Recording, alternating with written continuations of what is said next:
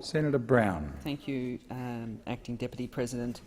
I move to take note of Document 20, Institutional Responses to Child Sex Abuse, the Interim Reports, Volume 1 and 2.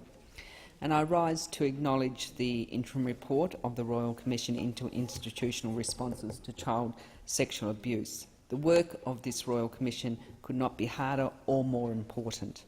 When the Royal Commission was established by the Gillard government in January 23, it was made clear that they were not only inquiring into crimes of the past, but were also make recommendations to ensure that the children, the most vulnerable in our community, are better protected in the future. This report highlights the significant amount of work the Commission has undertaken so far and outlines the work that lay ahead. The report states that by the 31st of May 2014, the Commission had held 1,677 private sessions and had received 1,632 written accounts, and by the 30th of June 2014, they had held 13 public hearings in Adelaide, Brisbane, Canberra, Perth and Sydney. And I know that since that time they've held hearings in my home state of Tasmania. The work of the Commissioners and all the staff involved should be commended for their work, but those that deserve the greatest acknowledgement, Mr Acting Deputy President, are those who have been abused, those who have courageously come forward to share their experiences with the Commission. It is important that we hear and know their stories.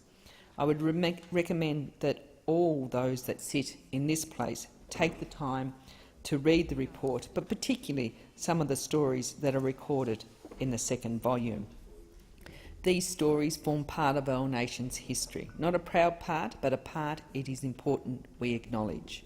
It is important that the stories are heard to help people heal and help us all learn and protect children in the future.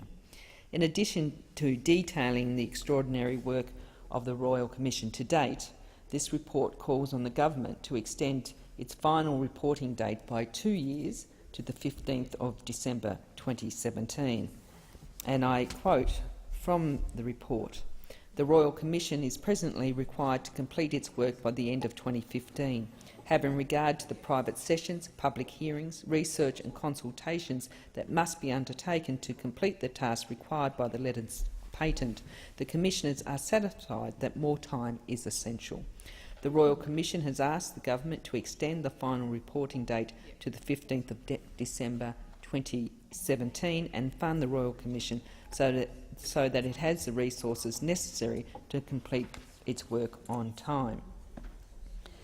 We know that the funding for the Royal Commission has already been cut in this year's budget, but now the Government can take steps to redeem themselves on this issue and to accept the request of the Royal Commission. This critical work must not remain undone. If the Government does not agree to this reporting extension and additional funding, many survivors, particularly those from vulnerable and hard-to-reach groups, will miss out. Their experiences will remain unheard. The opportunity for healing denied and the opportunity for some justice refused. Thank you, Mr Acting Deputy President.